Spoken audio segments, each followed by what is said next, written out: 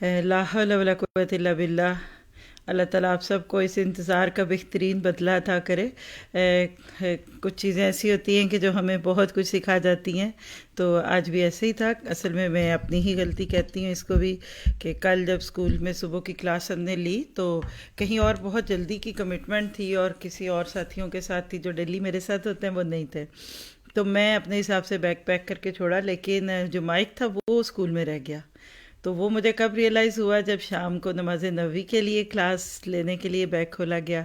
تو any way اس کے بعد اب ماشاءاللہ اسکول صبح کھلا ادھر کا اور ادھر سے لینے میں، لیکن آج آپ دیکھ لیں کہ لنڈن کی ٹریفک، ہم ہمیشہ ہی اپنی غلطیاں دوسروں پہ ڈالتے ہیں۔ ظاہر ہے کہ مجھے ہی کل چیک کر لینا چاہیے تھا، کیونکہ نئے لوگوں نے میرا بیگ پکڑا تو ان کو تو نہیں پتہ تھا کہ اس میں مائک بھی ہوتا ہے۔ تو میں اس سارے سے بھی سیکھ ہی رہی تھی، مستقل انتظار میں تھی، اور اوسلو میں بھی ہمارے ساتھی ماشاءاللہ سورت کہف تو پڑھ ہی چکے تھے، وقت تو استعمال ہوا، لیکن کچھ چیزیں ایسی ہوتی ہیں کہ جو ہمیں سکھا بہت کچھ جاتی ہیں۔ تو آج بھی یہی تھا کہ جب تک اللہ نہیں چاہتا وہ کام نہیں ہوتا۔ کل ہم نے بہت ہی پیاری دعا سیکھی، جو میری اپنی بھی دعاؤں میں قرآن نماز میں ہوتی ہے، کہ اللہم لا مانی لما اعطیت ولا موتی لما منعت ولا ینفع ذا الجد منک الجد۔ تو آج اس کی ایک بار پھر پریکٹس ہو گئی کہ جب تک اللہ تعالیٰ نہیں چاہتا، ہمیں ہماری چیزیں بھی فائدہ نہیں دیتی۔ اگر آج میرے سے یا آپ سے یا ہم اپنے اس وجود سے کوئی فائدہ محسوس کر رہے ہیں، تو یہ صرف اور صرف اللہ تعالیٰ کی دین ہے۔ آپ مجھے بس ایک دفعہ ایڈمنس واٹس ایپ پہ کنفرم کریں کہ سب میڈیمز پہ وائس نارمل ہے، تو پھر میں فردر ڈیلے کے بعد آج کی بہت ہی خوبصورت آیتیں شروع کروں، اور یہ سب بھی ہمارے سیکھنے کے لیے ہوتا ہے۔ جتنا زیادہ اللہ تعالیٰ سے راضی رہتے ہیں، جتنا اپنی غلطیوں کو مانتے ہوئے لا الہ الا انت سبحانک انی کنت من الظالمین کہتے ہیں، اتنا ہی اللہ تعالیٰ ہم سے راضی ہوتا ہے۔ جی، میں ویٹ کر رہی ہوں، جو بھی ایڈمن جس میڈیم پہ واٹس ایپ پہ مجھے میسیج چھوڑ دیجئے کہ آواز ٹھیک ہے تو ٹھیک ہے۔ چلیے الحمدللہ، پھر شروع کرتے ہیں اس دعا کے ساتھ کہ اب ہم اس باقی وقت میں اس کو بہت ہی پیارے انداز سے سیکھیں۔ نحمدہ و نصلی علی رسولہ الکریم، اما بعد فاعوذ باللہ من الشیطان الرجیم، رب اشرح لی صدری ویسر لی امری واحلل عقدۃ من لسانی یفقہوا قولی، ربی یسر ولا تعسر وتمم بالخیر۔ سورۃ مائدہ بہت ہی خوبصورت صورت بھی ہے اور پیغامات سے بھری پڑی صورت ہے۔ آج ہم دیکھیں گے آیت نمبر 94 سے۔ آیت 94، ٹاپک لکھیے گا اللہ سے بن دیکھے ڈرنا، ایک اور سلیش کر کے اس کا اور ٹائٹل لکھیے گا آزمائش تو پسند کی چیز پہ ہی آتی ہے۔ یعنی جو ہمارے ویک پوائنٹس ہوتے ہیں نا، اللہ سبحانہ تعالیٰ ہمیں انہی پوائنٹس پہ آ کر پکڑتے ہیں۔ اور آپ اس آیت کو پڑھتے ہوئے، اور خاص طور پہ انشاءاللہ یہاں پچھلی آیت کا بھی تھوڑا سا ذکر آنے والا ہے، تو آئیے پہلے لفظی ترجمہ دیکھ لیتے ہیں، اور وہ کیا ہے؟ یا ایھا الذین آمنو، اے ایمان والو، محسوس کریں اس پکار کو اپنے دل پہ۔ لَیَبْلُوَنَّکُمْ، البتہ ضرور آزمائے گا تم کو، اللہ، اللہ۔ دیکھیے اگر لفظ اللہ کی پیش کو ہاں کہہ دیا نا تو معنی الٹ جائے گا، اور کتنا غلط معنی بنے گا آپ خود دیکھ سکتے ہیں، ٹھیک ہے؟ تو ہمیشہ زبر زیر کو بڑی احتیاط سے بولیں اور سنیں۔ البتہ ضرور آزمائے گا تم کو اللہ، آزمانے کا کام اللہ سبحانہ تعالیٰ کی طرف ہے، اسی لیے اللہ لفظ کے اوپر آخر میں پیش ہے۔ کل مرفوع، کل فاعل مرفوع، ٹھیک ہے؟ تو اگر ہم لفظ اللہ ہاں پڑھ دیں گے تو گویا کہ نعوذ باللہ ایمان والے اللہ کو آزما رہے ہیں۔ تو اللہ تعالیٰ ہمیں ایسی چھوٹی موٹی باتوں کو سمجھنے کی توفیق عطا فرمائے۔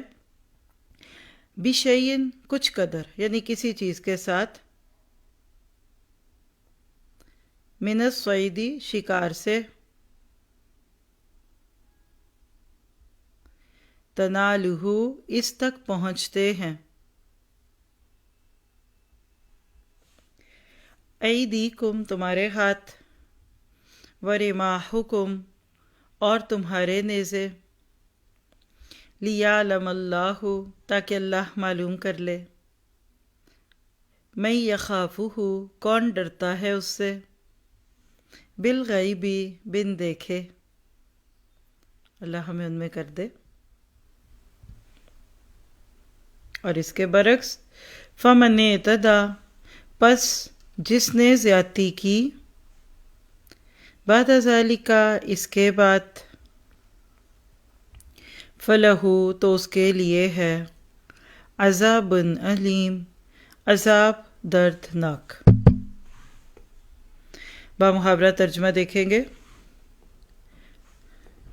یا ایہا الذین آمنوا لیبلونکم اللہ بشیء من الصید تنالہ ایدیکم ورماحکم لیعلم اللہ من یخافہ بالغیب فمن اعتدی بعد ذلک فلہ عذاب علیم۔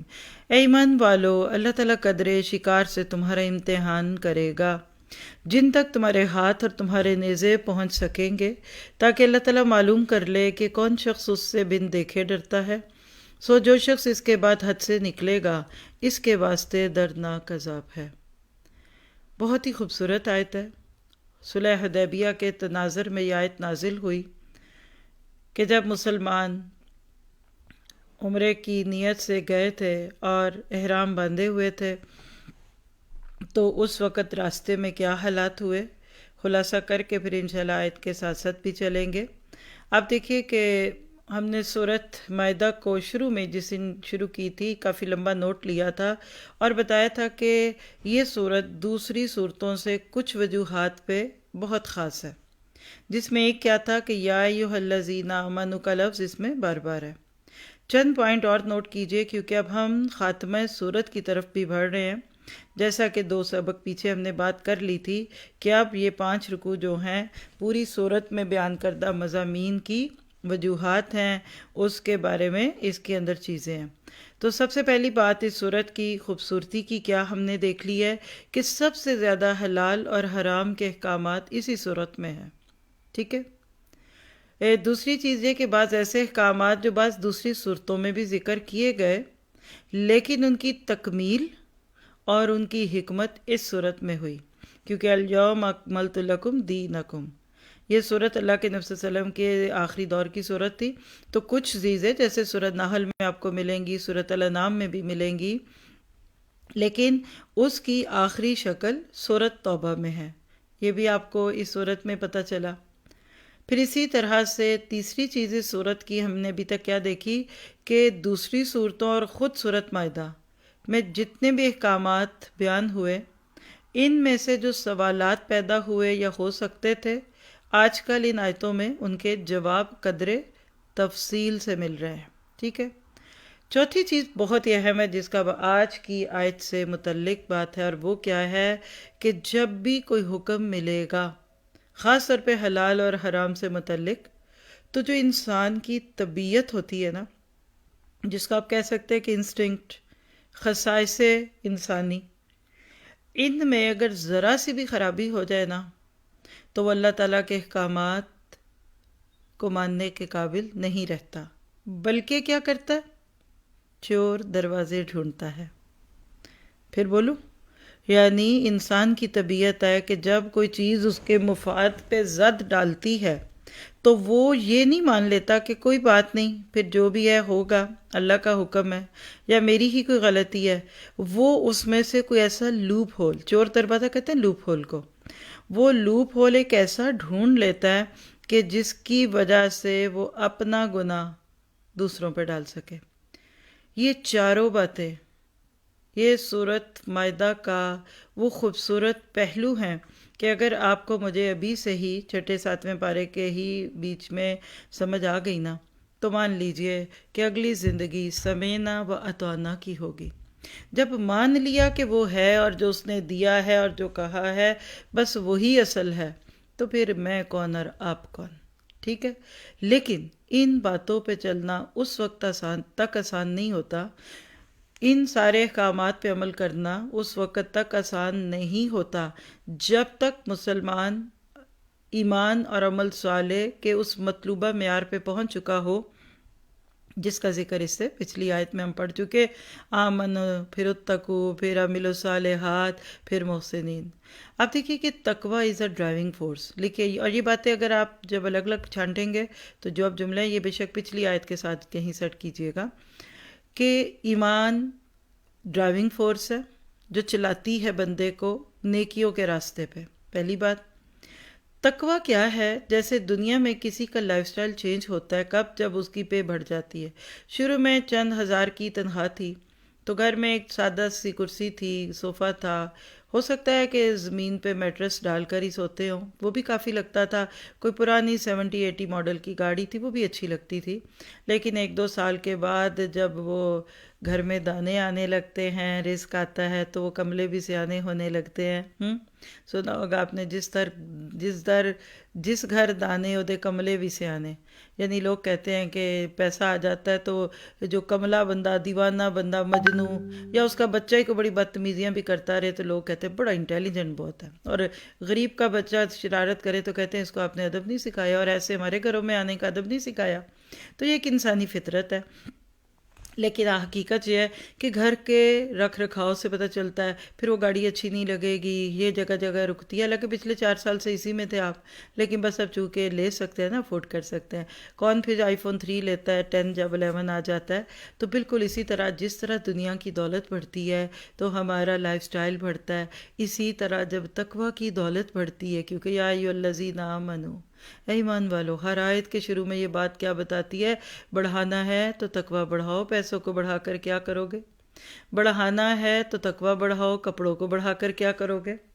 بڑھانا ہے تو تقوی کو بڑھاؤ۔ اپنے گھر میں ساز و سامان جمع کر کے کیا کرو گے؟ تو تقوی کے بڑھتے بڑھتے بالکل اسی طرح بندے کو پھر اپنی نیکیاں بڑی نہیں لگتی۔ کیا میں فرض پڑھوں؟ پہلے بندہ کہتا ہے میں فرض ہی نہیں پڑھ لیتا، شکر نہیں۔ ماما آپ کیا بات کرتی ہیں، کوئی تو پڑھتا بھی نہیں، شکر کرے میں فرض پڑھتا ہوں۔ چلیے، آپ غریب جو تھے تقوی کے معاملے میں تو آپ وہی پرانے چھوٹی سی نماز پہ راضی تھے۔ تقوی بڑھتا جائے گا، نماز کے فرض خوبصورت ہوتے جائیں گے، پھر سنتیں حسین ہوں گی، نفل ہوں گے، پھر بندے کی تسلی ہی نہیں ہوتی۔ وہ کہتا ہے لو یہ نہیں کہ یہ تو سب کرتے ہیں، اس سے میں کیا لے لوں گا، مجھے تو کوئی نیا کام کرنا ہے۔ جیسے لوگ شادیوں میں کہتے ہیں نا، کوئی ایسے انداز سے شادی کرنی ہے کہ سب دیکھے، یہ تھیم میرج ہے یا فلاں میرج ہے۔ اسی طرح تقوی کے ساتھ نیکیاں بڑھتی ہیں۔ پھر بندہ یہ نہیں دیکھتا میں نے کیا کیا کیا، وہ یہ دیکھتا ہے کہ میں نے کیا کیا نہیں کیا۔ وہ نیکیوں پہ نظر اس طریقے سے رکھ لیتا ہے اس کے بعد کہ اس کو احساس ہو جاتا ہے کہ میں جتنی بھی نیکی کروں گا وہ تھوڑی ہے۔ وہی بات ہے کہ جیسے حب دنیا بڑھتی ہے نا، تو نیکیوں کے ساتھ ساتھ پھر حب تقوی کے ساتھ ساتھ انسان کی حب نیکی بڑھ جاتی ہے، اور انسان اس قسم کے کام کرتا ہے کہ پھر اس کو اپنی بڑی بڑی نیکیاں بھی چھوٹی لگتی ہیں۔ اور بالکل ایسے ہی دیکھیے کہ کچھ لوگ ہوتے ہیں سادے کپڑے پہن لیتے ہیں، بس درزن کسی نے پکڑ کے 2-4 سلائیاں لگا دی، خوشی خوشی پہنتے ہیں۔ کچھ لوگوں کا مزاج ہوتا ہے، وہ کہتے ہیں نہیں ڈیکوریٹڈ پہننا ہے، وہ پہلے لیس خریدتے ہیں، پھر ڈوری لیں گے، پھر اس کے میچنگ بٹن لیں گے، پھر ٹیلر کو سمجھائیں گے، پھر وہ اس کو بڑا خوبصورت سجا دیتا ہے تو وہ پہنتے ہیں۔ بالکل اسی طرح سے انسان اپنی نیکیوں کو سجاتا ہے، پھر بندے کے اندر وہ طاقت آتی ہے، وہ یہ نہیں دیکھتا کہ میں نے کس کے ساتھ نیکی کی، کتنی کی، پھر احسان نہیں جتلاتا، گن گن کے نہیں بتاتا، بلکہ وہ کیا کرتا ہے؟ وہ کہتا ہے کچھ بھی نہیں، نیکی کر دریا میں ڈال، اللہ تیرا ہی بڑا کرم ہے کہ تو نے مجھ سے لے لی ہے نیکی۔ اور اللہ جانتا ہے ہر دن یہی احساس یہاں لے کر آتا ہے کہ اللہ تیری شان، تو نے آج پھر مجھے موقع دیا، تو نے ابھی تک مجھے میری جگہ سے نہیں ہٹایا، بس پھر یہ تیری ہی کوئی طاقت ہے، میرے میں نہیں۔ تو یہاں یا ایھا الذین آمنو کہہ کر اللہ سبحانہ تعالیٰ نے ایمان والوں کو پھر بتا دیا کہ دیکھو جب تک تم، اور ایک اور جملہ لکھیے جو اب اگلی آیت کے ساتھ چلے گا، احکامات پہ چلنا آسان نہیں، یعنی کسی کے انڈر کام کرنا آسان نہیں، رولز اینڈ ریگولیشنز کو ماننا آسان نہیں، جب تک کہ انسان کو ایسے مراحل سے نہ گزارا جائے جس کے نتیجے میں ان کے سیرت اور کردار میں ایسی پختگی پیدا ہو جائے جو انہیں کسی وقت بھی اللہ کے احکام کی تعمیل سے اور رب کائنات کے ساتھ اپنے بنیادی رشتے سے پھر پیچھے نہ ہٹنے دے۔ آج جس آیت سے بلکہ ایک رکوع کا آغاز کر رہے ہیں، اس میں جہاں سوالات کے جواب دیے گئے اور بعض احکامات کو ان کی تکمیلی شکل دی گئی ہے، وہاں ان احکامات کے سلسلے میں سیرت اور کردار کی پختگی کے لیے جن جن چیزوں کی ضرورت ہے نا، اس کی طرف بڑے کمال کے ساتھ توجہ دلائی گئی ہے۔ آپ ابھی دیکھ لیں گے، یہ آخری جملے آپ کو نہیں سمجھ آئے، لکھیے کریکٹر بلڈنگ، کردار سازی۔ ایک جملہ 10 دفعہ بھی لکھنے کو بولنے کو تیار ہوں، امید ہے کہ آپ ایک ہی دفعہ سن کے لکھ لیں گے۔ آپ میں کتنی بھی سکلز کیوں نہ ہوں، سکلز کیا ہوتی؟ خوبیاں۔ آپ اچھا بولتے ہیں، آپ اچھا لکھتے ہیں، آپ ٹیکنیکل بہت اچھا کرتے ہیں، آپ کی میموری بہت اچھی ہے، آپ کی میری ہی مثالیں لیتے ہیں نا پڑھنے پڑھانے کی، ورنہ دنیا میں بہت سے، آپ اچھا کھانا پکاتے ہیں، آپ گاڑی کو بہت اچھی چلاتا ہے۔ آپ میں جتنی مرضی سکلز ہوں، یہ ایک پلڑے میں ہے۔ 100 سکلز ہو سکتی ہیں آپ میں سے ہر بہن میں پورے یقین سے کہہ سکتی ہوں، اس سے بھی زیادہ ہوں گی، لیکن دوسرے پلڑے میں آپ کا کردار ہوگا، آپ کا اخلاق ہوگا، آپ کی پرسنالٹی ہوگی۔ اگر ادھر جھول ہے نا تو 100 خوبیاں ہاتھ میں پکڑ لیں۔ کیوں؟ کیونکہ جب سیرت اور کردار اچھا نہیں ہوتا نا تو خوبیاں سنبھلتی نہیں۔ میں مثال دوں گی صحابہ سے، کیونکہ انہی کی باتیں ہو رہی ہیں۔ عمر فاروق رضی اللہ عنہ جری، بہادر، کرجیس، کیا کچھ تھا، لیکن 6 سال بعد مسلمان ہوئے۔ ننگی تلوار ہاتھ میں پکڑ کر عمر مسلمان ہوتے دکھتے ہیں آپ کو سیرت میں۔ کیوں؟ عمر کی ان خوبیوں سے اگر اسلام نے فائدہ لینا تھا نا تو پہلے عمر کو ٹرم کرنا پڑے گا، عمر کو کنٹرول میں کرنا پڑے گا۔ ان کی خوبیاں سنبھلنی نہیں تھی اگر اسلام نے اور اللہ کے نبی جیسے راہبر کامل نے ان کی تربیت اور تزکیہ نہ کیا ہوتا۔ اللہ کے نبی اپنے ساتھیوں کو ایسے ایسے مراحل سے گزارتے تھے کہ وہ جھوم جائیں بعد میں۔ اس وقت تو ان کو سمجھ نہیں آتی ہوگی کہ اللہ کے نبی کو ہوا کیا ہے، لیکن بعد میں کہیں گے اللہ تیرا شکر ہے کہ نبی نے اس دن ہمیں اس چیز کا احساس دلا دیا، اس کے بعد ہم سیدھے ہو گئے۔ تو یہاں ادھر سیدھا کیا جا رہا ہے۔ شکار عربوں کی گھٹی میں تھا، جس کو آپ کہتے ہیں کہ جیسے ہمارے کلچر میں کچھ چیزیں کامن ہوتی ہیں نا، مثلا آج کل ویڈیو گیمز گھٹی میں پڑ گئیں بچوں کی، کارٹون گھٹی میں پڑ گئے، کھانا پکانا، پہننا اوڑھنا، سوشلائزنگ ہماری گھٹی میں پڑ گئی نا۔ عربوں کی گھٹی میں شکار تھا، ٹھیک ہے؟ اور شکار کو دیکھ کر پہلی بات ہے ایک تو گھٹی میں تھا، شوقین تھے، ہنٹرز تھے۔ دوسری بات ہے کہ گوشت حاصل کرنے کا واحد ذریعہ شکار کر کے گوشت لینا تھا، ٹھیک ہے؟ اور آپ جانتے ہیں کہ ایک زندہ جانور کو مارنا کاٹنا یہ ایسے پیار سے تو نہیں ہوگا کہ اس کو آپ ہاتھ پھیرے تو مر جائے۔ اس کے لیے آپ کو تیر اندازی سیکھنی ہوگی، تلوار پکڑنی پڑے گی، کہیں چھری کے ساتھ گردن کی رگ پکڑنی پڑتی ہے۔ اللہ تعالیٰ نے یہاں یہ حقیقت کھول دی کہ جو انسانی سیرت اور کردار یعنی تقوی کے لیے انتہائی ضروری ہے، اور وہ کیا ہے کہ جب تک بندہ اپنے اندر تقوی نہ پائے، بن دیکھے اپنے رب کو نہ مان لے، تب تک وہ کسی بھی آزمائش کے موقع پہ پورا نہیں اترے گا۔ بات سمجھ گئے ہوں گے۔ یہ آیت صحابہ کرام کی تربیت کی تھی، یہ تربیتی سیشن ہے، کریکٹر بلڈنگ کا سیشن تھا۔ اور یاد رکھیے کہ اللہ کے نبی جیسے استاد کے ہاتھوں سے جو لوگ نکلے، جن کے آج تک اثرات ہیں، پیچھے تربیت اور تزکیہ تھا۔ قرآن لکھا ہوا مل جاتا، آپ کی اس کی خوبصورت سی جلدیں بنا کر مکہ میں رکھ دی جاتی، بعد میں مدینہ میں دی جاتی۔ جو باتیں آپ نے اپنی زبان مبارک سے بولی یا عمل سے کر کے دکھایا، اس کو بڑی پیاری صورت میں حدیث کی بک کی پائل اپ صورت میں مکہ اور مدینہ میں پھیلا دیا جاتا۔ کافی نہیں تھا؟ نہیں تھا کافی۔ ابراہیم علیہ السلام کی وہ دعا یاد کیجئے، اے اللہ ربنا وبعث فیہم رسولا منہم، اے اللہ گھر تو نے بنانے کو کہا، میں نے بنا دیا، بیٹے کو بھی ساتھ ہی لگا لیا۔ اے میرے مالک جو کچھ تو نے کہا کر دیا، اب کیا کر، ربنا وبعث فیہم رسولا منہم، انہی میں سے رسول بھیج کہ جو اب ان کے اندر یہ ساری چیزوں کو لے۔ رسول ایک استاد بن کر آئے تھے، رسول کے بغیر پوری باتیں بے معنی ہو جاتی۔ قرآن ایز اٹ از اتر آتا، حدیث ایز اٹ از پائلڈ اپ صورت میں جو آج ہمارے پاس ہے ہوتی، لیکن لوگ اس سے فائدہ نہیں اٹھا سکتے تھے اگر اللہ کے نبی نے اس کو استعمال کرنا نہ سکھایا ہوتا۔ اس کو ایسے سمجھیے کہ آپ کے گھر میں ایئر فرائر آ گیا، مثال دے رہی ہوں. چلیے، ایئر فرائر کیا ہوتا ہے کہ وہ بغیر آئل کے فرائی کرتا ہے. ٹیمپٹنگ ہے، تصویریں بنی ہوئی ہیں کہ نو کیلری اور فلاں فلاں، چلانا ہی نہیں آتا. ہاتھ لگائیں گے؟ میں تو نہیں لگاؤں گی، کبھی بھی چھیڑوں گی بھی نہیں. میں کہوں گی خام خواہ پتہ نہیں کیا ہو جائے. نہیں، انتظار کروں گی کوئی آئے اور مجھے سکھائے. بس استاد کے بغیر کتاب بالکل وہ چیز ہے کہ جس کے بغیر انسان فائدہ نہیں اٹھاتا. چیز ہوتی ہے پاس، فائدہ نہیں اٹھاتا. اب آپ اس ساری چیز کو لیں. 2-3 دن سے ایک جملہ دماغ میں ہے، آج بول دیتی ہوں کہ استاد وہ سیڑھی ہے جس کو بیچ میں سے نکال دیں تو انسان منہ کے بل گرتا ہے. آپ کتنے بھی اوپر ہوں، آپ ثریا کی بلندیوں کو چھو رہے ہیں، آپ کو پھر بھی استاد کی سیڑھی کی ضرورت رہے گی. صحابہ کرام اللہ کے نبی صلی اللہ علیہ وسلم کو استاد مانتے تھے، پھر بات بھی مانتے تھے. شکار کے عادی تھے اور شکار کے شوقین بھی بہت تھے، اور سبزیاں دالیں یا جو کچھ بھی کھا کھا کے کھجورے تھکے ہوتے تھے. سامنے سے کوئی ہرن دکھ گیا، کوئی بکری دکھ گئی، کوئی ایسی چیز دکھی، اب ہاتھوں میں خارش ہوتی. اللہ سبحانہ تعالیٰ نے یہاں ان کے اندر یہ کیفیت پیدا کرنے کے لیے کہ من پسند چیز تمہاری سامنے کیوں نہ ہو، اگر کہہ دیا جائے کہ ہاتھ نہیں لگانا تو نہیں لگانا. اور اس کے لیے پھر تقویٰ چاہیے، اور تقویٰ بڑھتا ہی ان آزمائشوں سے گزار کے.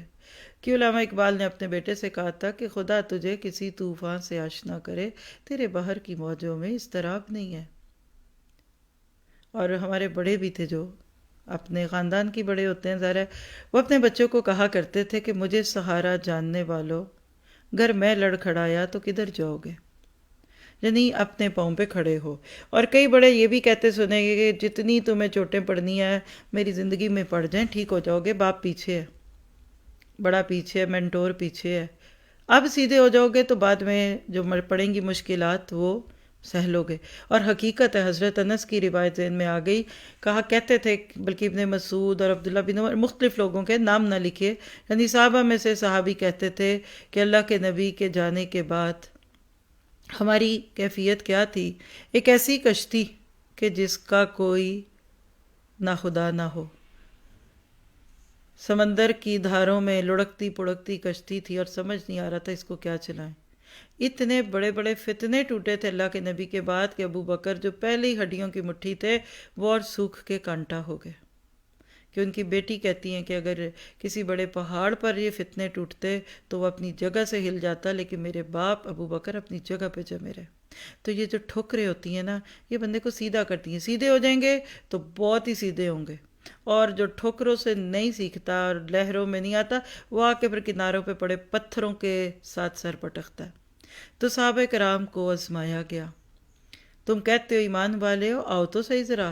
تم اللہ کے ساتھ بات کی بات کرتے ہو، وابستگیوں کی بات کرتے ہو، دعوے کرتے ہو نبی سے پیار کے اور اللہ سے پیار کے. آؤ ذرا آزماؤ تو صحیح کہ ایک طرف تمہاری من پسند چیز ہے اور ایک طرف اللہ کہہ رہا ہے کہ خبردار ہاتھ نہیں لگانا شکار کو. احرام کی حالت میں شکار منع کر کے یہ سبق سکھایا گیا کہ اللہ تمہارے اس وابستگی کے دعوے کو ضرور آزمائے گا. اور یاد رکھیے کہ انسان جب بھی کسی نظریے سے، کسی شخصیت سے، کسی کام، کسی بات سے وابستگی یا اپنے دلی لگاؤ کا دعویٰ کرتا ہے نا، تو ضرور اس کی آزمائش ہوتی ہے. اس آزمائش میں دعا کریں اللہ پورا اتار دے. 90% لوگ فیل ہو جاتے ہیں. آئی لو یو، کیا لو یو ہے؟ کر کے دیکھیں. آپ نے جس کو بھی زندگی میں 10 دفعہ آئی لو یو کہا ہوگا، میں آپ سے بہت پیار کرتی ہوں، میں آپ کی بہت عزت کرتی ہوں، جا کے دیکھیے ذرا. آپ سب سے زیادہ اپنے سے پیار کرتی ہیں، آپ سب سے زیادہ اپنے آپ کو دیکھتے ہیں. یہ جو یا ایھا الذین آمنوا کہہ کر اس آیت میں پکار دی گئی کہ دیکھو ایک طرف رب کا حکم ہوگا، اور وہ رب جو نظر بھی نہیں آ رہا، سامنے ہوتا نا رب تو دیکھیے کس کی ضرورت تھی کہ وہ نہ جھکتا. لیکن اللہ کہتے لَيَبْلُوَنَّكُمُ اللَّهُ بِشَيْءٍ مِّنَ الصَّيْدِ. یہ شکار تو ایک بات ہے، کوئی اللہ کی بکریوں سے اور ہرنوں سے اور گایوں سے کوئی خاص ایسی تو طرفداری نہیں ہے کہ بھئی تم شکار کی حالت میں ہو تو اس کو نہ کھاؤ، بلکہ کہنا چاہیے کہ شکار کر لیا کرو، کیونکہ سفر میں نکلے ہوئے ہو، مدینہ سے مکہ جا رہے ہو، بھوک پیاس ہے، چلو ایک جانور آیا تو اس کو ذبح کر لینا، کوئی بات نہیں۔ دیکھیں اللہ کو کیا فرق پڑتا ہے، روز لاکھوں ہزاروں جانور ذبح ہوتے ہیں نا، تو اگر حاجی بھی کر لیتے، عمار بھی کرتے، آج تو ہوتا ہی نہیں نا، میرے آپ کے لیے تو یہ آیت ہے بھی نہیں، ہم تو اس میں سے ایک ہی لفظ لیں گے، میں یخاف بالغیب بس۔ لیکن آپ دیکھیے کہ یہ کرنے میں تھا کہ جہاں روکا جائے رک جاؤ، جہاں کہا جائے چل پڑو۔ ہم تو اتنی مشکل میں پڑ جاتے ہیں اللہ کا کوئی حکم سن کے کہ جب تک کوئی سر پھرا ہمیں اس کے حلال ہونے کا فتویٰ نہ دے دے، ہم ٹلتے ہی نہیں۔ لا یبلونکم اللہ بشیء، اللہ نے سفر حدیبیہ میں مسلمانوں کو آزمایا۔ اللہ کہتے ہیں من الصید، شکار تھا، تنالوا ایدیکم، تم پا رہے تھے، تمہارے ہاتھ اس کو ایسے، صحابہ کہتے ہیں کہ ہمارے ارد گرد جانور ایسے پھر رہے تھے کہ تنالو، یہ نالو وہی ہے جو نائلہ لفظ ہے، اور چوتھے پارے کی پہلی آیت جو لن تنالوا البر، نالا ینیل نیلا، نائلہ پانے والی، کسی چیز کو پا لینا بندے کا وہ ہے، یعنی تم اپنے ہاتھ آگے بڑھاتے نا تو وہ شکار تمہارے ہاتھ میں تھا، حالانکہ عام طور پہ شکار دور بھاگتا ہے، انسان اس کو بھی جان پیاری ہے، لیکن سفر حدیبیہ میں ساتھ ساتھ پھر رہے تھے جانور، اور ما حکم، ہاتھ نہیں ہے نا بس تیر مارو گے جانور اس کی رینج میں تھا، اللہ نے جانوروں کو ارد گرد چھوڑ دیا۔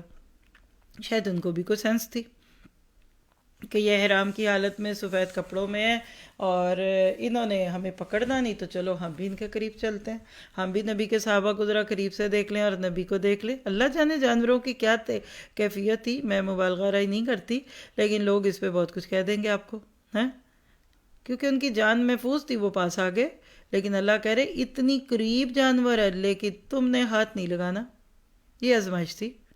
من پسند چیز آپ کے ہاتھ میں ہو اور اس کو چھوڑ دیں، یہ آزمائش۔ ایسا کیوں ہوا؟ لیعلم اللہ من یخافہ بالغیب، تاکہ اللہ دیکھ لے، اللہ کو تو پہلے ہی پتا تھا۔ بعض لوگ یہاں سے شرک میں چلے جاتے، کہتے اللہ کو بھی نہیں پتا ہوتا جب تک کوئی کام نہیں ہوتا۔ یہ جو فرقے گزر گئے باطل فرقوں میں سے ایک فرقہ جہمیہ اور معتزلہ وغیرہ، ان میں سے کچھ لوگوں کے نظریات اللہ کی صفات کے بارے میں بہت غلط ہے۔ کہتے تھے جب تک دنیا میں کوئی واقعہ ہو نہیں جاتا اللہ کو پتہ ہی نہیں چلتا، ہونے کے بعد تو اس کو پتہ لگتا ہے، تو بھی ہونے کے بعد تو آپ کو بھی پتہ لگ گیا، پھر نعوذ باللہ اللہ میں اور آپ میں کیا فرق رہ گیا؟ ٹھیک ہے، تو اصل میں اللہ دیکھتے ہیں کہ میں یخافہ بالغیب۔ اس آیت کی جان اور خوبصورتی یہ لفظ ہے، کون اس سے بن دیکھے ڈرتا ہے؟ اللہ چاہتا ہے کہ میں آپ اس کو دیکھے بغیر اس سے ڈریں، اور آپ بھی یہی چاہتے ہیں۔ آپ کے بچے آپ کو دیکھ کر سیدھے ہو جائیں اور آپ کے گھر سے نکلتے ہی شرارتیں شروع کر دیں، ٹیڑھمیں شروع کر دیں، لڑائیاں شروع کر دیں، اور آپ کو پتہ بھی لگ جائے، آپ خوش ہوں گے؟ سچ بتائیے، اپنے دل پہ ہاتھ رکھ کر بتائیں، آپ دور ہوں اور آپ کو خبر ملے کہ بچے لڑ رہے ہیں، کیا دل کرے گا آپ کا؟ میں ان کی شکل نہ دیکھوں، مجھے نہیں چاہیے یہ بچے۔ یا پھر وہاں سے بیٹھ کر کسی دوست سہیلی کو کہے گا کہ جو اللہ کے بندو ان کو آزماؤ، ان کو اٹھاؤ، ان کو مناؤ، یہ کیا ایک بھائی بہن کے ساتھ اور بہن بہن کے ساتھ کیا کر رہی ہے؟ اللہ سبحانہ تعالیٰ کے لیے کوئی مثال نہیں ہے، اس دنیا میں میرا آپ کا یہی امتحان ہو رہا ہے۔ ہم اپنی ذات کے بت کو اتنا پوجتے ہیں جتنا شاید لوگوں نے حبل کو نہ پوجا، بال دیوی کو نہ اتنا پوجا، لات منات عزا کو مکہ والوں نے اتنا نہ پوجا ہوگا جتنا ہم اپنی ذات کو پوجتے ہیں۔ تو یہ ایک آزمائش ہے۔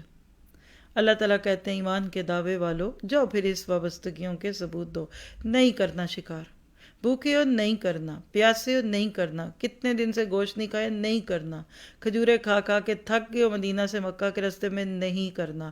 کیوں؟ جملہ لکھیے گا، اگر اس دعوے کی آزمائش نہ ہو تو پھر دنیا میں دعویٰ کرنے والوں کے سچے یا جھوٹے ہونے کی کوئی کسوٹی باقی نہیں رہ جائے گی۔ کسوٹی کس کو کہتے ہیں؟ فرقان، کرائیٹیرین۔ ہر ایک دعویٰ کر لے، کیا بڑی بات ہے، میں دعویٰ کر دوں میں اس ملک کی فلاں ہوں، کرتی رہوں، سچا کروں جھوٹا کروں، فرق کیا؟ کیونکہ میرے پاس پروف تو ہے نہیں۔ جب پروف نہیں دینا اپنے دعوے کا تو جو مرضی کہہ لیجئے، آپ کہہ لیجئے میں دنیا کا سب سے عقل مند ترین انسان ہوں، کہہ لیجئے۔ اگر کسی نے اس کی دلیل جو نہیں مانگنی اور آپ نے دینی بھی کوئی نہیں اپنے عقل مند ہونے کی، تو پھر کہہ لیجئے، آپ کہہ لیں میں اس ملک کا بادشاہ ہوں، میں کنگ ہوں، میں پریزیڈنٹ ہوں، اب مسئلہ تو آگے ہوتا ہے، لوگ کہتے ہیں کیسے دکھائیں، کہاں، کدھر لکھا ہے، نہیں یہ نہ مجھ سے پوچھو۔ تو یاد رکھیے دعویٰ چاہے چھوٹا ہو، معمولی درجے کا ہو یا آخری درجے کا، یہ ممکن ہی نہیں کہ اس کا امتحان نہ لیا جائے۔ وہ چیز جس کو ہم یہاں بار بار وابستگی کے نام سے بول رہے ہیں نا، یہی ہے جس کو ہماری زبان میں محبت کا نام دیا جاتا ہے۔ اور ہمارا یہ روز مرہ کا مشاہدہ ہے کہ جب کوئی کسی سے محبت کا دعویٰ کرتا ہے تو یہ ممکن نہیں کہ اس محبت کو آزمائش کی چکی سے پسنا نہ پڑے۔ جی شاعر کہتا ہے کہ محبت کے مقدر میں کہاں آرام ہے ہمدم، کہیں شعلہ کہیں بجلی کہیں سیماب ہوتی ہے۔ آپ کو نہیں سمجھ آئے تو میں بتاتی ہوں، شاید میں سمجھا پاؤں۔ بچے سے محبت ہے آپ کو؟ ہے نا؟ وہ 1 سال کا تھا اور جس دن پیدا ہوا تھا اس دن تھی، اور آج 20 سال کا ہو گیا، ماشاءاللہ، اللہ سلامت رکھے سب کے بچوں کو۔ سچ بتائیے وہ محبت کی وہ قربانی آسان تھی کہ آج کی آسان ہے؟ وہ 1 سال کے بچے کے پیمپر چینج کرنا اور اس کو کھلانا مشکل آسان تھا، یا یہ 20 سال کے اپنے سے بھی قد میں لمبے بچے کو خوش رکھنا مشکل آسان؟ یہ مائیں محبت کی قیمت دے رہی ہوتی ہیں جو بچے کے جانے پہ بھی روتی ہیں، آنے پہ بھی روتی ہیں۔ محبت آرام نہیں لینے دیتی، تو اللہ سے محبت کے دعوے اور پھر آرام، یہ کیسے ہو سکتا ہے؟ کہتے ہو ایمان والا خود کو اور کہتے ہو کہ کوئی آزمائش نہ آئے۔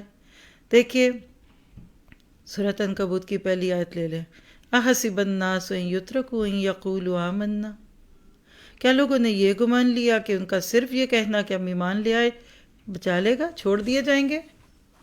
وہم لا یفتنون، کہ آزمائش نہیں ہوگی؟ اللہ کہتے ہیں ہم تو ان کو ایسے آزمائیں گے جیسے پہلوں کو بھی آزمایا تھا۔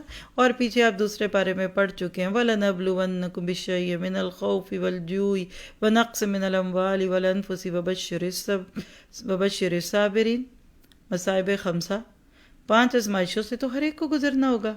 تو یاد رکھیے محبت آزمائش مانگتی ہے، محبت قربانی مانگتی ہے۔ مجازی محبتوں والے دیکھا کرے کیسے رلتے کھپتے ہیں۔ تو کیا اللہ تعالیٰ نے آپ کو مجھے جو دعوی ایمانی یا ایھا الذین آمنو کہہ کر آپ کہتے ہیں آمنا، آمنت باللہ، جس رنگ میں بھی کہتے ہیں، کہ اللہ تعالیٰ آپ کو مجھے نہیں آزمائے گا؟ اللہ تعالیٰ آزماتا ہے۔ تو صحابہ کی آزمائش شکار سے رک کر ہوئی، آئیے ذرا ہم بھی تو دیکھ سکتے ہیں، پہلے اس بات کو سمجھ لیں تو پھر بتائیے کہ ہماری آزمائش کیسے ہو رہی ہے، اس کو بھی ہم دیکھتے ہیں۔ اس پہ ایک میں نے چھوٹا سا سیشن بھی دیا تھا کہ صحابہ کی آزمائش تو کچھ اور تھی، ہماری کیا ہے۔ لیکن پہلے ذرا صحابہ کے ساتھ آزمائش، یہ اصل میں ایک آیت آپ سمجھ گئے نا آج، اور میں اللہ کی توفیق سے آپ کو سمجھا گئی، تو آپ کہیں گے کہ الحمدللہ۔ اور یہ وجہ تھی آج تو شروع میں جو ٹیکنیکلی ہم پیچھے تھے، اللہ چاہ رہا تھا کہ میں اس آیت سے پہلے خود بھی ایک اس طرح آپ سے گزروں۔ ٹھنڈے ٹھنڈے جو چیز مل جاتی ہے ہمیں قدر ہی نہیں ہوتی، بے قدرے ہیں ہم لوگ، نہ شکرے ہیں ہم لوگ۔ صحابہ جانے دے کے آگے، ہم اپنی عزت، ہم اپنی انا اور ہم اپنی چھوٹی سی انگلی نہیں کٹوا سکتے، ایسی دعوے ہمارے۔ تو لکھ لیے، پہلی بات آپ کو سمجھ آ گئی، جہاں دعوی محبت ہے وہاں آزمائش ہے۔ وہ شوہر بیوی کی محبت کا دعویٰ ہو، وہ بچے سے محبت ہے، یا پھر آپ کسی کھانے سے محبت کرتے ہیں، بنائیے پھر کھائیے۔ مہنگی چیز سے محبت ہے آپ کو، دیجئے 5000 تو پھر جوڑا ملے گا آپ کو، ہے نا آزمائشیں۔ پہلی بات تو آپ سمجھ گئے۔ اب چلتے ہیں اگلی بات جو قرآن سے ہمیں پتہ چلتی ہے اور اس آیت میں تو کھل کے آ رہی ہے، اور وہ کیا ہے کہ اس طرح کی آزمائشیں 2 حوالوں سے ضروری ہوتی ہیں۔ ٹھیک ہے؟ کیسے؟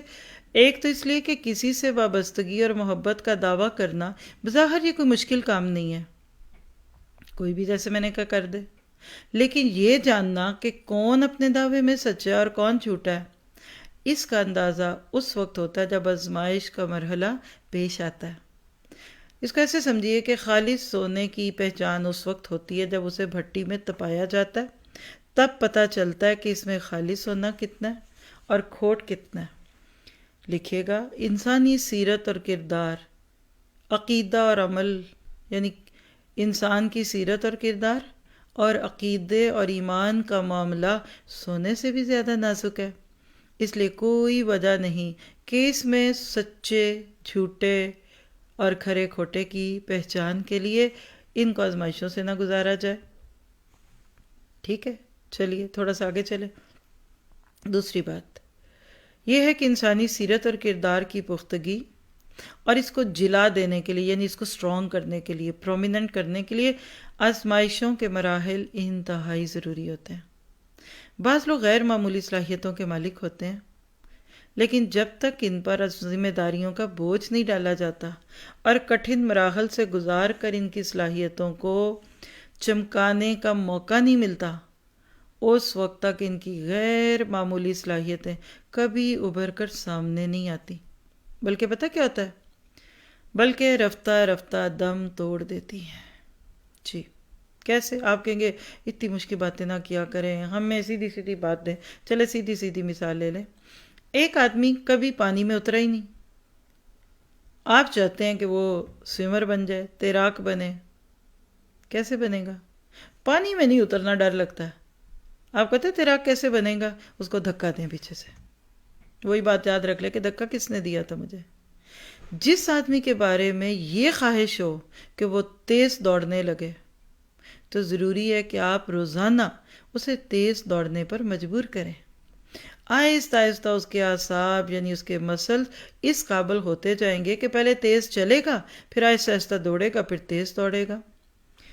جن لوگوں کو ہم دیکھتے ہیں کہ وہ عام لوگوں کی نسبت زیادہ بوجھ اٹھا لیتے ہیں، اگر ہم ان کی صلاحیتوں پر غور کریں تو پتہ کیا پتہ چلتا ہے؟ پتہ یہ چلتا ہے کہ یہ صلاحیت مسلسل بوجھ اٹھانے اور اپنے آپ کو اس مشقت میں مبتلا کرنے سے ان کے اندر پیدا ہوئی ہے. میں اس کی آپ کو گواہیاں دے سکتی ہوں. جس کو بات سمجھ نہیں آئی مجھے اکیلے میں بعد میں فون کر کے پوچھ لے. الحمدللہ I am the most blessed person.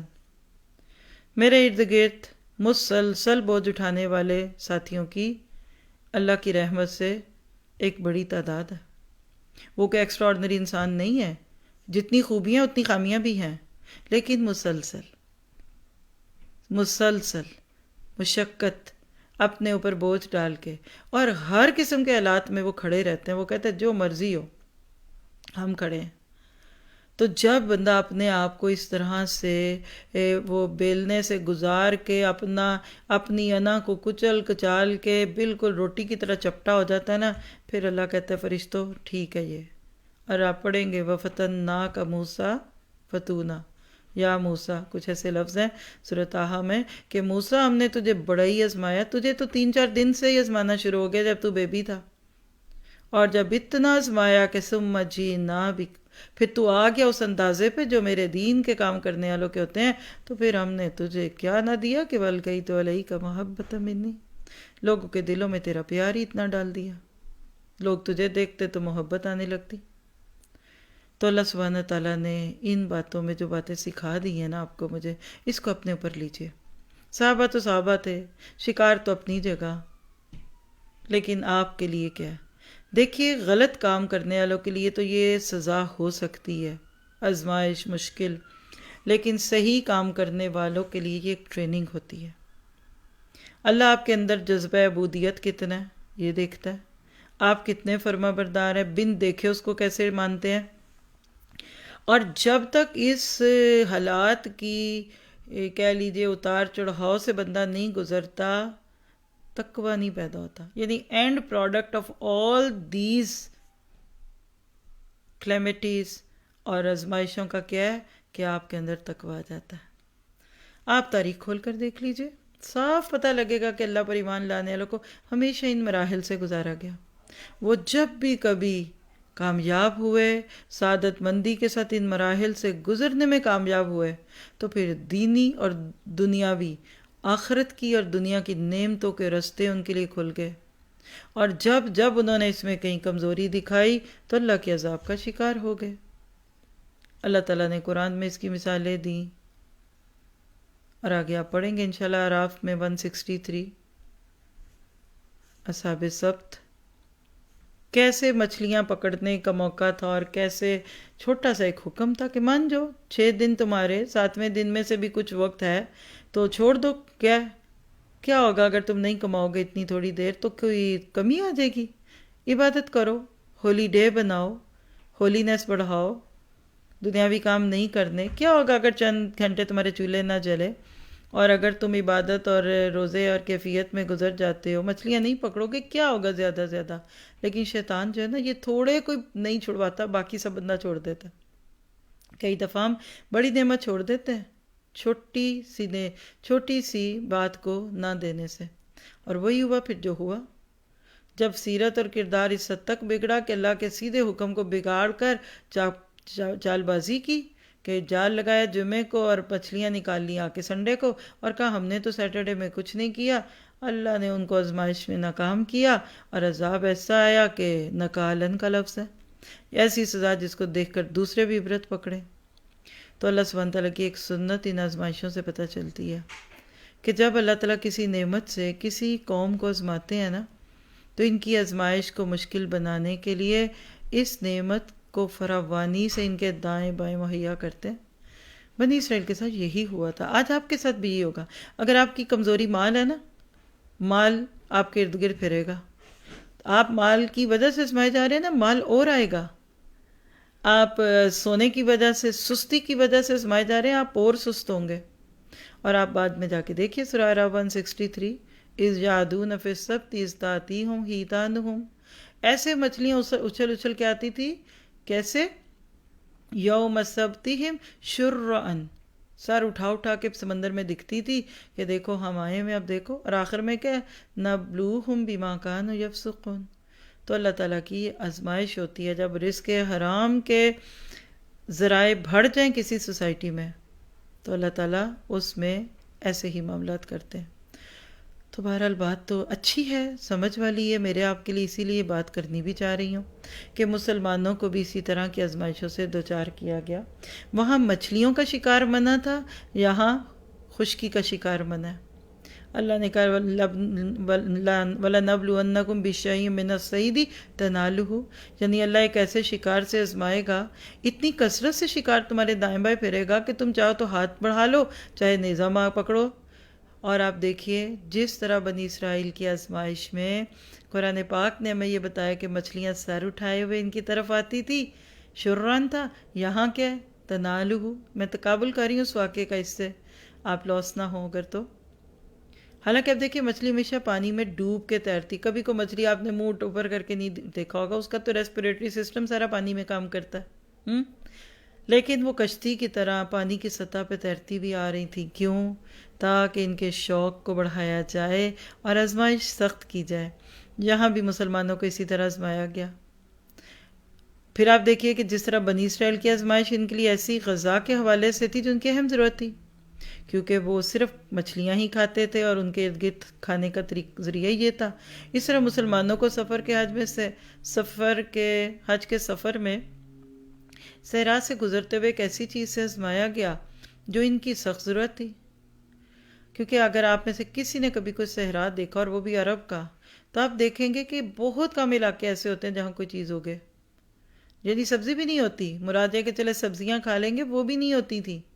اس لیے گزر بسر کا زیادہ تر دار و مدار تجارت، بکریاں چرانا، غلہ بانی یا پھر شکار پر تھا۔ اور آج کے سفر میں اگر ان کے پاس زیادہ سفر ختم ہو جاتا یا کم ہو جاتا تو راستے میں کسی چیز کا ملنا اگر ناممکن نہیں تو دشوار ضرور تھا۔ اب نہ تو ان کے لیے کوئی تجارت کا موقع تھا اور نہ غلہ بانی کا، ایک ہی صورت تھی جس سے معاشی ضرورتیں پوری ہوتی اور وہ شکار تھی۔ یہاں اس سے بھی روک دیا گیا۔ اندازہ تو لگائیے آپ، یعنی روزہ کھلنے والا ہے لیکن کھانا کچھ نہیں، یہ مراد ہے۔ کتنی شدید آزمائش تھی، اور اس کو مزید مشکل اس طرح سے کر دیا کہ وہ کہہ لیں کہ جانوروں کی ڈاریں ان کے سامنے سے گزرنے لگی۔ کتنے جانور تھے جن کے دائیں بائیں اچھلتے کودتے پھر رہے تھے، لیکن وہ اس کی طرف آنکھ اٹھا کر دیکھنے کے بھی مجاز نہ تھے۔ اللہ آج کے مسلمان کو ایسا بنا دے، حرام ہو مشکوک ہو چھوڑ دے گا۔ دیکھیے تقویٰ کیا ہوتا ہے کہ حرام کے ڈر میں مشکوک چھوڑ دیں۔ ایک رپورٹ ہے کہ سانپ تقریباً 2000 قسموں کے ہیں، اور اس میں صرف 200 قسمیں زہریلی ہیں اور 1800 کچھ بالکل نہیں ہیں، یعنی 20% سانپ زہریلے ہیں۔ کیا اس 20% کے خوف سے بندہ 80% سانپوں کو بھی دیکھ کر ڈر نہیں جاتا؟ یہ تقویٰ ہے۔ حرام نہیں، مشکوک، حرام نہیں، مشتبہ چیز کو بھی دیکھ کر بندہ ایسے ڈر دے جیسے سانپ ہے۔ ہم تو سانپ پال کے بیٹھتے ہیں گھر میں، پھر کہتے ہیں لو پتہ نہیں کیا ہے. آپ کو کیا پتہ یہ کس کی سزا ہے جو آپ کو کسی بھی صورت میں دکھے. کوئی بات کہے تو برا لگتا ہے، کہنی بھی نہیں چاہیے کسی کو بات، لیکن استفت قلبک ولو افتوک. بنی اسرائیل کی آزمائش تو ایک دن کے لیے تھی، یہ بھی نوٹ کیجیے گا، سبت ہفتہ، باقی دنوں میں کھاؤ پیو. صحابہ کرام کی آزمائش جتنے دنوں حالت احرام میں رہتے اتنے ہی دنوں یہ آزمائش بھی جاری رہتی. بہت قربان جانے کو دل کرتا ہے اس بات کو سمجھ کر. بنی اسرائیل بھی چنی ہوئی امت تھی اپنے وقت کے لیے، لیکن چونکہ یہ امت آخری امت تھی، ایک عظیم مقصد کے لیے تیار کی جا رہی تھی. کیا تھا؟ وَجَعَلْنَاكُمْ أُمَّةً وَسَطًا. اس لیے اس امت کے ایمان اور عمل کو بڑھانے کے لیے اور ان میں تقوی کی گہرائی پیدا کرنے کے لیے انہیں ایسی آزمائشوں سے گزارنا بہت ضروری تھا، تاکہ ان کے اندر وہ جوہر پیدا ہو سکے، وہ حقیقی خوبی ان کے اندر جم جائے جو اصل میں پاکیزہ زندگی کی ضمانت ہے. اس لیے فرمایا لِيَعْلَمَ اللَّهُ مَن يَخَافُهُ بِالْغَيْبِ. اللہ تعالیٰ مسلمانوں کو کل بھی آزمائشوں میں ڈالتا تھا، آج بھی ڈالتا ہے، اجتماعی طور پہ بھی ڈالتا ہے، انفرادی طور پہ بھی ڈالتا ہے. یعنی آج اگر 2020 کے مسلم پورے گلوب کو دیکھیں تو بینگ اے ملت، بینگ اے نیشن بھی ہم آزمائشوں میں، اور اپنے نام لکھ کر کہیے میں بھی آزمائش میں ہوں. آپ کی زندگی کے ارد گرد جو انفرادی معاملات ہے یہ آپ کی میری آزمائش ہے، تاکہ اللہ ممتاز کرے ان لوگوں کو جو اللہ سے غیب میں رہتے ہوئے ڈرتے ہیں، اور ان لوگوں کو الگ کرے جو بن دیکھے رب کو نہ ڈرتے ہیں بلکہ اس کو بھول جاتے ہیں. اب ذرا سا اس بن دیکھے کو بھی دیکھیے گا. میں سوچتی ہوں نا جب یہ آتے تو مجھے اللہ کے نبی کی وہ حدیث یاد آ جاتی ہے کہ جنتی جب جنت میں جا کر اللہ تعالیٰ کا دیدار کریں گے تو ان کو جنت کی ہر نعمت چھوٹی لگے گی، اور باقی چیزیں چھوٹی لگیں گی، اللہ کا دیدار بڑا لگے گا. کیونکہ ایک مومن ساری زندگی رب کے دیدار کی تڑپ رکھتا ہے. وجوہ یومئذ ناظرہ الی ربہا ناظرہ. اور وہ دعا دیکھ لیجیے جو اللہ کے نبی نے سکھائی اور تشہد کی دعاؤں میں پڑھتے ہیں. اب انشاءاللہ آپ کو نماز نبی کے سیشنز میں کہلواؤں گی، اللہ نے زندگی دی تو، کہ اللہم انی اسألک لذۃ النظر الی وجہک والشوق الی لقائک. اے اللہ میں تو تیرے چہرے کی لذت کو پانا چاہتی ہوں اور تجھے دیکھنے کا شوق مجھے بے چین کیے ہوئے ہے. تو یہ بن دیکھے کیا ہے؟ لکھیے ایک جملہ، اللہ پر ایمان کی کیفیت اور اس کے ثمرات ہیں. یہ اللہ کو بن دیکھے ماننا یعنی اس کی صفات کا یقین رکھنا، ہر وقت اس کی ذات کو اپنے سامنے محسوس کرنا، اپنی تنہائیوں کو اس کی یاد سے آباد رکھنا، اپنی ذات کو ہر وقت اس کی دسترس میں سمجھنا، اور اپنے دل و دماغ کے خیالات تک کو اس کے علم کی گرفت میں جاننا. یعنی میرے دل میں جو آ رہا ہے نا اس وقت بھی، یا میرے دماغ میں، اس کو پتہ ہے. یقین کریں صرف اس ایک جملے پہ اپنے آپ کو پورا دن رکھیے، کبھی دماغ میں گندی بات نہیں لائیں گے، دل میں گندی بات نہیں آئے گی. یہ وہ تصورات ہیں جس کے نتیجے میں پھر دل اور دماغ میں وہ جوہر پیدا ہوتا ہے جو ایک مضبوط کردار کو جنم دیتا ہے، ایک تقوی کا وجود بنتا ہے اور بندہ متقی بنتا ہے. جب اس درجے پہ آپ کا دل دماغ صاف ستھرا ہو جاتا ہے نا تو پھر شیطان کا کوئی حملہ آپ پر کارگر نہیں ہوتا. ہوس کا بڑے سے بڑا بہلاوا بھی آپ کے اوپر اپنا اثر نہیں ڈالتا. انسان انتہائی عاجز ہوتے ہوئے بھی اس قدر مضبوط ہو جاتا ہے کہ نہ وہ بکتا ہے نہ جھکتا ہے، اور نہ کبھی اپنی سرکشی کا راستہ ایسا کھولتا ہے کہ نعوذ باللہ وہ اللہ کے سامنے بھی سر کھینچنے لگے. پھر معصیت کا یعنی گناہ کا کوئی چھینٹا اس کے دامن کو داغدار نہیں کر سکتا. ایون ایسا شخص اگر بادشاہ بھی ہو نا تو تخت پر بیٹھ کر بھی فقیری کرتا ہے، کیونکہ اسے یقین ہے کہ اس کا اللہ اسے دیکھ رہا ہے. اور اگر وہ فقیر ہو تو قناعت اور خودداری کا ایسا پیکر ہوتا ہے کہ دیکھنے والے اس کے چہرے پر بادشاہوں جیسی بے نیازی دیکھتے ہیں. اس کے چہرے سے نہیں لگتا کہ یہ ضرورت مند ہے، اس کی باتوں سے نہیں لگتا یہ بڑا بیچارہ ہے، کیونکہ وہ جانتا ہے کہ میرا تعلق اس خالق کائنات سے ہے جو کائنات کے تمام خزانوں کا مالک ہے۔ اور محبت سے کہنے لگی ہوں، قرون اولا، اسلاف، سلف صالحین، اللہ کے نبی کا دور کے بعد کے بعد کے بعد کے قریب سے قریب قریب کی باتیں ہیں۔ اللہ اکبر کبیرہ۔ اس طریقے سے انسان خوبصورت بنتا ہے جیسے ہمارے اسلاف تھے، کردار خوبصورت، سیرت خوبصورت، صفات خوبصورت۔ کیوں؟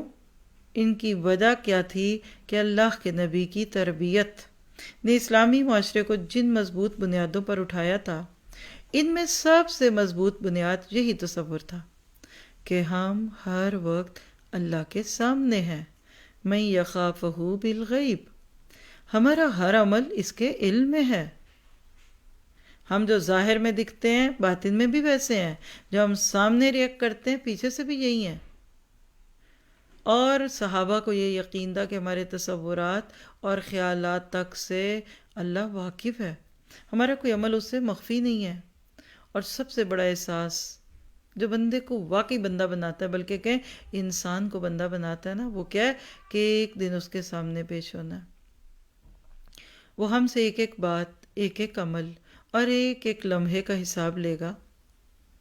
اگر ہم نے کہیں بھی معصیت یا خیانت کا ارتکاب کیا ہوگا تو وہاں ہماری بڑی بڑی باتیں، خوبصورت گفتگویں ہمیں نہیں بچا سکیں گی۔ ہمارا ایک ایک رونگٹا ہمارے خلاف یا ہمارے حق میں گواہی دے گا۔ لکھیے گا جملہ، اللہ کے ساتھ اس مضبوط تعلق نے ان انسانوں کو یکسر بدل دیا جن کو یا ایھا الذین آمنوا کہہ کے لَیَبْلُوَنَّکُمْ کی بات کی گئی۔ صحابہ بدل کے تھے۔ سیرت لکھنے والوں نے ایک واقعہ لکھا ہے، حضرت عمر رضی اللہ عنہ مسلمانوں کے احوال جاننے کے لیے راؤنڈ پر تھے، یعنی اپنے دور خلافت میں راتوں کو گشت کیا کرتے تھے کہ میرے ملک میں ظلم تو نہیں ہو رہا کسی پہ۔ جنگل میں ایک چرواہے کو دیکھا جو بکریاں چرا رہا تھا۔ اس سے کہا، میں بھوکا ہوں، مجھے کسی بکری کا دودھ پلاؤ۔ اس نے معذرت کرتے ہوئے کہا کہ اس وقت میرے ریوڑ میں کوئی بکری دودھ دینے والی نہیں ہے۔ آپ نے کہا، تم کوئی بکری میرے پاس بیچ دو اور اسے ذبح کر کے مجھے کھلا دو، اور مالک اگر تم سے پوچھے کہ بکری کہاں گئی تو اسے کہہ دینا کہ اسے بھیڑیا کھا گیا۔ ہاں، یاد کر لیا خوان یوسف حسد کے مارے ہوئے، بھائی کو ذبح کر کے بھیڑیے کے نام ہے، یہاں تو بکری تھی نا، میری بھوک کا علاج ہو جائے گا اور تمہیں پیسے مل جائیں گے۔ اب سنیے، عمر آزماتے ہیں، بڑے ایسے آزماتے ہیں، استاد بھی ایسے آزماتے ہیں۔ اللہ آپ کو کسی ایسے استاد کے ہاتھ لگوائے جو آپ کو آزمائے تو آپ کے سارے بل کس اسی دنیا میں نکل جائیں، وہاں جا کر نکلنے کی بجائے۔ جیسے ہمارے اسلاف کی مائیں اپنے بچوں کو ایک قسم کی دعا دیتی تھی جو ان کو لگتا تھا کہ ہمیں بد دعا دے دی، کہ تمہیں اللہ کسی محدث کے ہاتھ لگوائے، یعنی ایسی جرح و تعدیل تم پہ کرے کہ تمہیں انسان بنا دے، تمہاری ساری اندر کی گندگیاں اور تمہارے اندر کے نیگیٹو جذبے سارے نکال دے۔ آپ بھی اپنے بچوں کو یہ کہا کریں، اسی دنیا میں ان کے کھوٹ کپٹ دور ہو جائیں، وہاں جا کر بڑے مشکل علاج ہونے والے ہیں جو ہم یاد نہیں رکھتے۔ حضرت عمر اس کو اصل میں آزما رہے تھے کہ بھلا یہ کرتا کیا ہے، کہ ذرا دیکھوں یہ خیانت کرتا ہے کہ امین ہے۔ لیکن سنیے کہ وہ شخص یہ بات سن کر انتہائی غصے سے حضرت عمر کی طرف دیکھتا اور بے ساختہ اس کی زبان سے نکلا، فَإِنَّ اللَّهَ أَيُّهَا الرَّجُلُ، پھر اللہ کی در ہے اے شخص، یعنی اگر میں اپنے مالک سے جھوٹ بول دوں گا کہ بکری کو بھیڑیا کھا گیا تو وہ اللہ کی در ہے جو اس وقت بھی مجھے دیکھ رہا ہے۔ تم یہ سمجھتے ہو کہ مالک کو دھوکہ دے کر میں اللہ کے عذاب سے بچ جاؤں گا؟ مالک تو نہیں دیکھ رہا لیکن میرا اللہ تو دیکھ رہا ہے۔ یہ ہے من یخافہ بالغیب، یہ وہ تصور ہے جو انسان کو پہلی بات ہے گناہ سے بچاتا ہے، دوسری بات ہے اس کو نیکیوں پہ چلاتا ہے، تیسری بات ہے اس کو ہمیشہ سیدھے راستے پہ یعنی راہ راست پر چلنے کی ضمانت دیتا ہے۔ اسی کو اللہ تعالیٰ فرما رہے ہیں کہ ہم نے مسلمانوں کو اس لیے آزمائش میں ڈالا کہ لوگوں کو پتہ چلے کون ان دیکھے رب سے بن دیکھے ڈرتا ہے اور اس پر یقین رکھتا ہے کہ میرا اللہ مجھے دیکھ رہا ہے، اور پھر اس کے بعد بات پوری کرتے ہوئے کہا کہ جس بندے یا جس قوم کو یہ دولت نصیب نہیں ہوتی کہ وہ آزمائشوں میں پڑھ کر اپنے یقین اور ایمان کو اور مضبوط کر لے اور نہ دیکھتے ہوئے بھی اللہ کو کبھی نہ بھولے، پھر ایسی قوم یا ایسا فرد زندگی میں وہ رویہ اختیار کرتے ہیں جس پر صرف ان کی خواہشات کی چھاپ ہوتی ہے۔ وہ ہوس کے اسیر ہو کر حیوانی زندگی گزارتے ہیں اور انسانی رشتوں کو پامال کرتے جاتے ہیں۔ ایسے لوگوں کے اعمال کا نتیجہ اس کے سوا اور کچھ نہیں ہو سکتا کہ ان کے لیے عذاب علیم ہو، دردناک عذاب ہو۔ دیکھیے ابھی تو صرف آپ کو میں نے اللہ تعالیٰ کا قانون امحال پڑھایا ہے، پورا بھی نہیں، کہ اللہ آزمائشوں کی چکی میں ڈال کر بندے کو کیا بتاتا ہے۔ وقت چونکہ پورا ہوا ہے، میں نہیں چاہتی کہ آپ میری بات کے بیچ میں اٹھیں اور آپ کو برا لگے، میں ادھر ہی رکتی ہوں۔ انشاءاللہ منڈے کو اسی آیت کو پورا کر کے پھر ہم آگے جائیں گے وقت و ضرورت کے تحت۔ ابھی آپ مائک لیجئے، آپ کیا سیکھا ایڈمن اسپیشلی، اور باقی ساتھی بھی شیئر کریں گے۔ جی سب ایڈمنز ادھر سے شروع کیجیے، آن لائن ایڈمن سے، اور ادھر بیٹھے آن سائٹ سبھی ایک ایک دو دو جملہ بولیے تاکہ مجھے تھوڑی سی تسلی ہو کہ آپ اس پوائنٹ کو سمجھ گئے جو ان آیتوں کا تھا۔ جی شروع کیجیے۔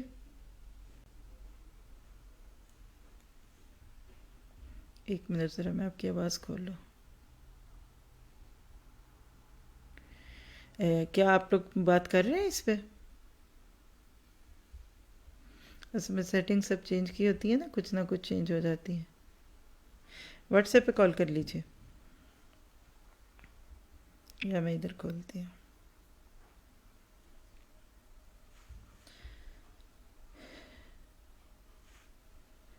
جی آپ لوگ بات کیجیے کیونکہ مجھے آپ کا اس میں نہیں دکھ رہا، آواز پتہ لگ جاتی ہے نا جو کوئی بولتا ہے۔ جی جو آن زوم پہ ہیں وہ سب کو انمیوٹ کر دیں، اور جو ساتھی بھی ہیں وہاں بھی تو وہ شیئر کریں۔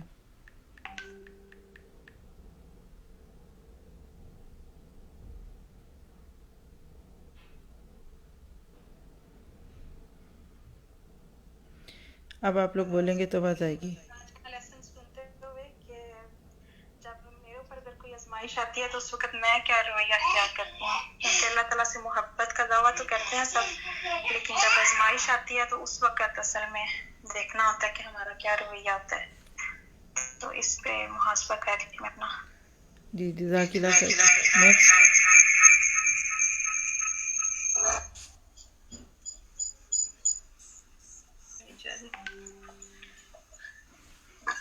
استاد جی آپ کو آواز آ رہی ہے؟ جی بالکل صحیح آ رہی ہے۔ جی آپ نے کیا؟ جی جو میں نے اپنے لیے لیا ہے یہ کہ اللہ ہمیں جو آزمائش ہمارے اوپر ڈالتا ہے، اللہ ہمیں آزما رہا ہوتا ہے کہ ہمارا ایمان کتنا مضبوط ہے، کہ ہم کس لیول پہ ہیں۔ تو اگر ہمارے اوپر کوئی ایسی آزمائش آتی ہے تو ہمیں صبر سے کام لینا چاہیے۔ جی جزاک اللہ خیر۔ السلام علیکم۔ السلام علیکم ورحمۃ وعلیکم۔ اللہ وبرکاتہ۔ استاد جی بہت اچھا آج کا لیسن تھا الحمدللہ، اور مجھے یہ پوائنٹ بہت اچھا لگا کہ انسان کے اندر کتنی بھی خوبیاں کیوں نہ ہو، وہ ایک پلڑے میں مگر دوسرے پلڑے میں جو اخلاق کو کردار جو ہے وہ بہترین ہونا بہت ضروری ہے۔ تو اس پہ جو ہے وہ اپنا جو ہے محاسبہ کرنا ہے کہ یہ جو سب کچھ سازی اخلاق و کردار بغیر قرآن کے بندے کا اچھا نہیں ہو سکتا۔ تو یہی راستہ ہے، اگر ہم اس رسی کو پکڑ لیں گے اللہ کی تو تبھی جو ہے ہم جو ہے کامیاب ہوں گے۔ ہماری جو ہے اندر اپنی خامیاں ہمیں خود ہی نظر آ جاتی ہیں۔ تو اللہ تعالیٰ ہماری اصلاح فرمائے۔ جزاک اللہ خیر۔ جی وعلیکم السلام ورحمۃ اللہ۔ جی جی السلام علیکم ورحمۃ اللہ وبرکاتہ۔ وعلیکم السلام ورحمۃ اللہ۔ جی آج کے لیسن سے یہی سیکھا ہے کہ آزمائشیں جو ہیں آتی ہیں تو جب تک تقویٰ نہیں ہوگا تب تک بہت مشکل ہوگا ان کے ساتھ ڈیل کرنا۔ تو اپنے جو تقویٰ ہے اس کو بڑھانا ہے انشاءاللہ تعالیٰ۔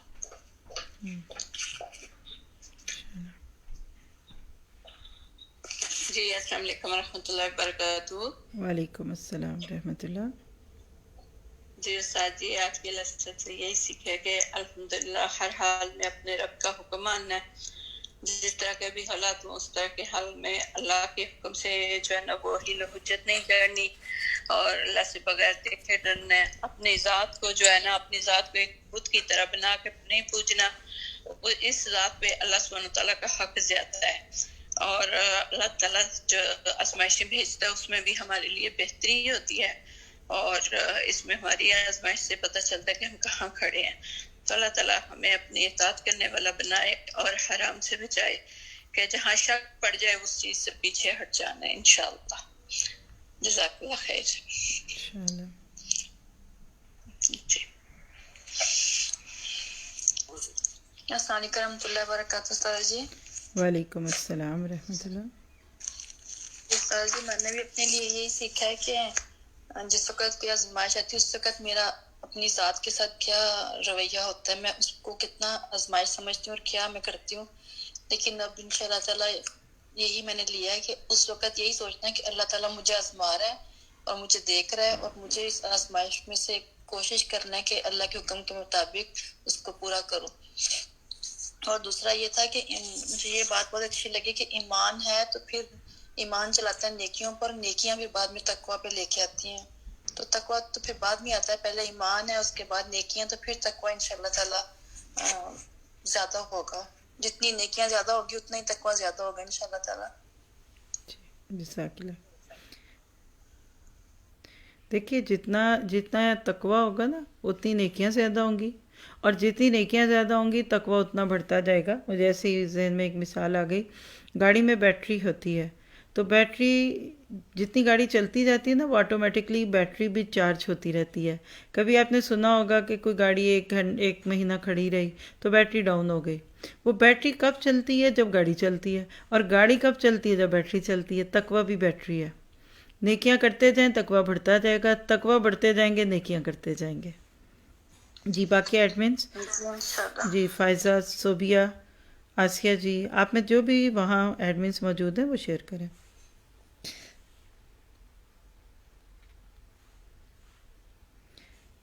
جی سسٹر مریم۔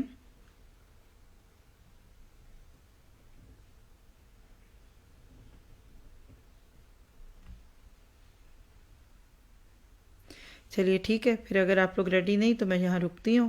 سبحانک اللہم و بحمدک، اشہد ان لا الہ الا انت، استغفرک و اتوب الیک۔ السلام علیکم ورحمۃ اللہ وبرکاتہ۔ وعلیکم السلام ورحمۃ اللہ وبرکاتہ۔